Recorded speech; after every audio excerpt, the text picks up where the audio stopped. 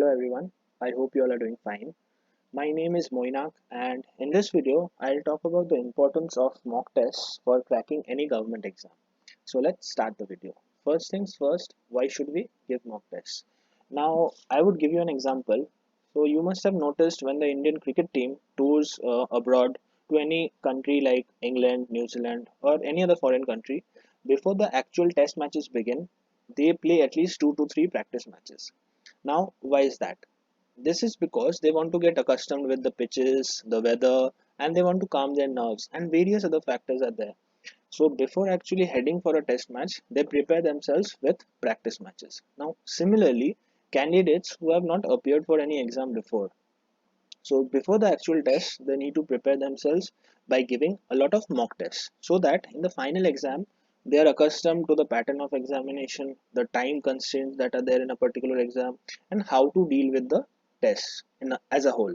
So, and also the fear of the examinations. Once you are giving a lot of mock tests, the fear of the examinations is eradicated. Now, when once you give mock tests, you will be aware of the competition because in good quality mock tests you would be getting ranks, you would be getting the marks, you would be aware of the competition that is around you. You would know, see, you would be competing against students from all over India. So if you're not aware of your competition, you would not be able to judge how good or how bad you are in terms of the actual test. So this is actually a very good thing for you all so that you are aware of the competition. Now it will also help you judge and improve your performance. Now these mock tests, they would give you a detailed analysis about the subjects that you're weak in, the subjects that you're not scoring very good marks in. So in these analysis you would be able to judge which subjects you are weak in, and hence you can improve your performance by looking at those analysis and those report cards.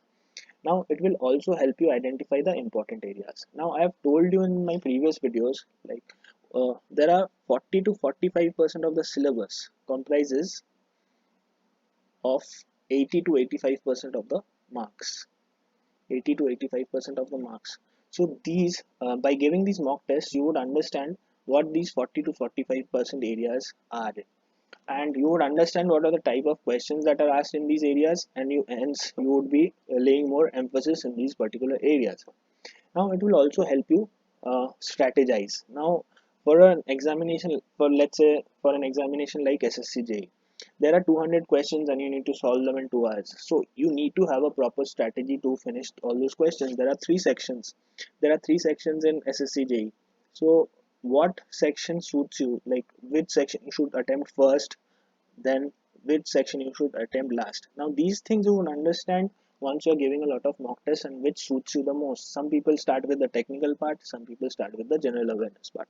So you would understand what suits you best once you give a lot of mock tests. And it will also help you prepare for the examination day, of course. Now, how to give mock tests? Now you have to choose your mock test very carefully. See, there are a lot of mock test websites or the organization that conduct mock tests. One thing you need to do is you need to give good quality mock tests so that the quality of questions are good, quality of questions are good, and are at par with the actual examination itself. So you need to have quality questions and you need to have solved detailed solved answers, so that the questions that you don't know or you can't answer, so that you have a detailed solved explanation of that particular question. You don't have to go through the books again to see the answer of a particular question or the detailed solved analysis of that particular answer. And it should also give you the ranks, what should the tentative cutoff be. So these are the things you need to see before you enroll yourself into a mock test. Now, take all the mock tests very seriously. Give it like your actual examination. These things would actually prepare you for the actual test. So take these tests very seriously and solve the questions very seriously. Create an environment where you would actually replicate the exam environment. Switch off the mobile phones if needed. Close all the doors, and there shouldn't be any external disturbances while you give the full length mock test series. Now, give full length mock tests only. I don't think there is any meaning if you give short length mock test for a particular subject or for a part of a subject. Just focus on the full length mock tests. These are helpful. The other tests are not as helpful as the full length mock test. Now give these mock tests in one sitting. Don't solve 10 questions, then go away for 5 minutes and then come back and again solve 10 questions. Don't do that, because in the exam itself you won't be having time to do all that.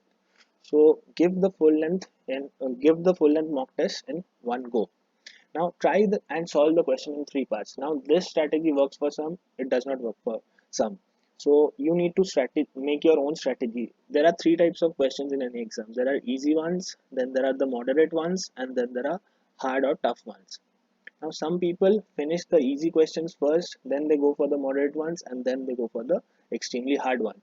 Now you have to make your own strategy. Let's say you're giving 20 to 30 mock tests, 20 to 30 mock tests. You would understand which strategy works for you. Whether you finish the exam in one go or you choose this method, it depends upon you. You will get a if you're giving 20 to 30 mock tests, you would realize yourself which method suits you best. So this is that. And then the final and the most important part is analyzing the mock test. Now giving the mock test is very easy, but analyzing it is a bit tough. You need to keep a track of your mistakes. See, committing mistakes is not a big deal, but repeating them is a very big deal.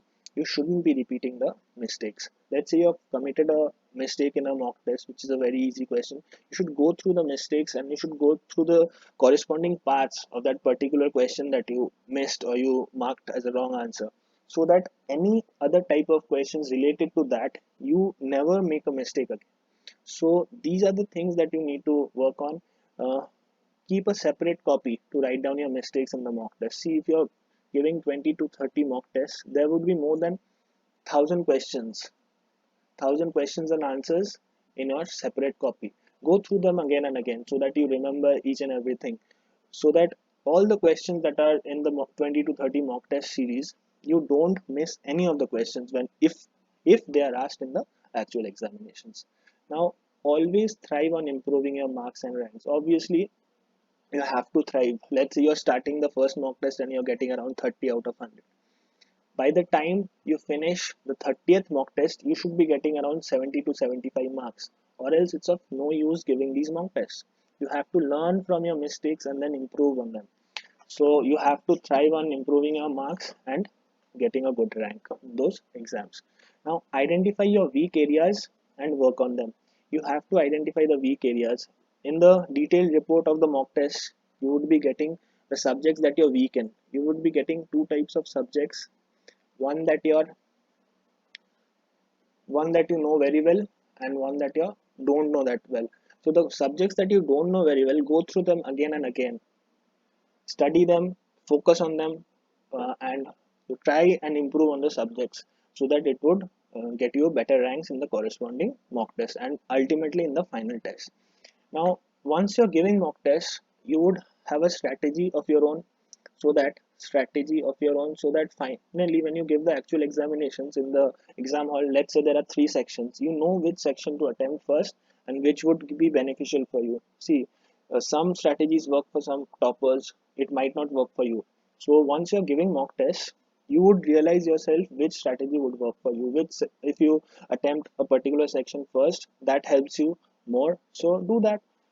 Another thing that would help you in is time management. So these are the things that you need to work on. Time management in an exam like SSC, there are 200 questions. And you need to solve them in 2 hours. So these are the things. Once you are giving a lot of mock tests, in the first mock test you would realize that you cannot even see 40 to 50 questions. But once you are giving a lot of mock tests, in your 10th mock test you would see like you're finishing 200 questions in, let's say, 100 minutes. So these are the things that would help you once you start giving a lot of mock tests. I would say before your actual examinations, go through at least 20 to 30 mock tests before the final examinations. You would see that this mock test would help you a lot in the final examinations. And if you're solving 20 to 30 mock tests, you would be getting around 5,000 to 6,000 questions. You would be solving around 5 to 6,000 questions, and you would see like out of these 5,000 to 6,000 questions, a lot of questions are actually common in your exam itself. If you're actually enrolling yourself in a good quality mock test series. So I would suggest, like, if you follow these things, if you go for the mock test, this would be really helpful and beneficial for the candidates who are appearing for any kind of government exam. And I hope this helps you. So yeah, thank you, and study hard and study smart.